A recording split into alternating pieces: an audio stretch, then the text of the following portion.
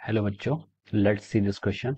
So this question says if mod of lambda a is equal to lambda times mod of a, if a is of a option is lambda is greater than 0, b option is lambda is less than 0, c option is lambda is equal to 0 and d option is lambda is not equal to 0. Okay, तो चलिए बच्चों हम इस question को भी start करते हैं।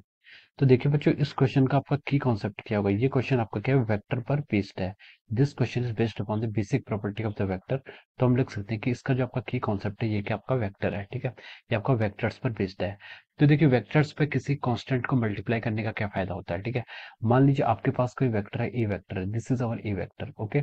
अगर आपने इसे 2 से मल्टीप्लाई कर लिया या फिर किसी लैम्डा से मल्टीप्लाई कर दिया विच इज ग्रेटर देन 0, ठीक है, तो हमने क्या करा, इसको मल्टीप्लाई किया तो उसका मैग्नीट्यूड क्या हो जाएगा आपका, लैम्डा टाइम्स ए हो जाएगा, ठीक है।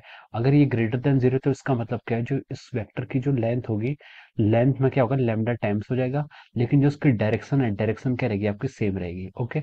अगर आपकी लैम्डा की वैल्यू लेस देन 0 होगी, ठीक है, अगर लैम्डा की वैल्यू लेस देन 0 होगी तो ये आपका मान लीजिए ओरिजिनल वेक्टर ए वेक्टर है। अगर आप इसे लैम्डा उस किसी एक स्केलर लैम्डा से मल्टीप्लाई करते हैं जिसकी वैल्यू क्या है, लेस देन 0 होती है, ठीक है, तो ये आपका इस तरीके से हो जाएगा, ठीक है। तो ये आपका हो जाएगा इस तरीके से हो जाएगा, यानी कि उसकी डायरेक्शन क्या होगी यहाँ पर, रिवर्स हो गई है, ठीक है। ये आपका लैम्डा हो जाएगा, ठीक है। तो इस तरीके से हम क्या कर सकते हैं, ये आपका कहता है वेक्टर्स, ठीक है। वेक्टर्स को डिफाइन करते हैं। वेक्टर्स पे क्या होता है, मैग्नीट्यूड होता है और डायरेक्शन होता है। मैग्नीट्यूड वाला पार्ट क्या डिनोट करता है आपका, लैम्डा से अगर आप मल्टीप्लाई करेंगे तो जो 1 2 3 जो उसका न्यूमेरिकल फैक्टर है वो इसके मैग्नीट्यूड को डिफाइन करेगा।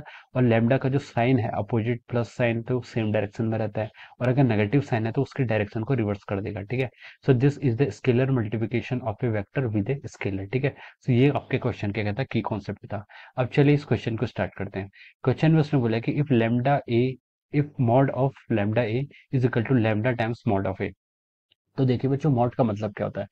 सबसे पहले देखिए अगर मॉड ऑफ एक्स, अगर कोई फंक्शन है मान लीजिए in general, mod of x क्या डिनोट करता है, ये होता है आपका एक्स वैल्यू आती है इसकी if x is greater than 0 और minus x if x is less than 0। तो देखिए मॉड ऑफ एक्स से जो हमें वैल्यू मिल रही है, मॉड ऑफ एक्स से जो हमें वैल्यू मिल रही है, मॉड का मतलब है कि हमें दोनों केसेस में वैल्यू पॉजिटिव मिल रही है।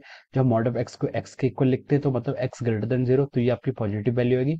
और मॉड ऑफ एक्स को अगर हम माइनस एक्स लिखते हैं और एक्स की वैल्यू क्या लेस देन 0, फिर भी वैल्यू क्या आएगी आपकी, पॉजिटिव आएगी, ठीक है। तो मॉड के अंदर से जब हम मॉड से बाहर निकालते हैं तो वो क्वांटिटी आपकी आती है पॉजिटिव आती है, ठीक है। तो देखिए सिमिलरली हम लिख सकते हैं जैसे कि आपका लैम्डा ए है, ठीक है। लैम्डा ए का जो भी मॉड होगा वो क्या आएगा आपकी पॉजिटिव क्वांटिटी आएगी, ठीक है। और देखिए ये इसके इक्वल कब हो सकता है, ये इसके इक्वल तभी हो सकता है जब लैम्डा मॉड ए को हम बोले, देखिए मॉड ऑफ ए क्या आएगा, ये भी पॉजिटिव आएगा। और अगर लैम्डा की वैल्यू भी क्या आएगी, ग्रेटर देन 0 आएगी, तो ये क्वांटिटी भी क्या आएगी, पॉजिटिव भी आएगी और इक्वल भी आएगी, ठीक है।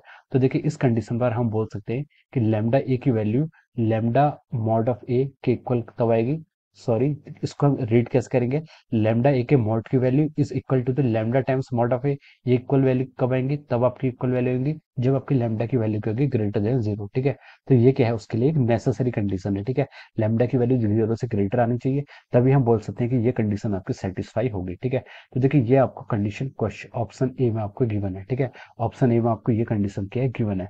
तो हम बोल सकते हैं कि इस क्वेश्चन का जो राइट ऑप्शन होगा वो क्या होगा आपका, option A will be the right answer, ठीक है। ऑप्शन ए इज करेक्ट, ठीक है। ऑप्शन ए क्या इसका करेक्ट ऑप्शन है या फिर करेक्ट आंसर है, ठीक है। Option A is correct answer, okay. So this is how we can solve this question. So I hope you all understood this concept. All the best and thank you so much.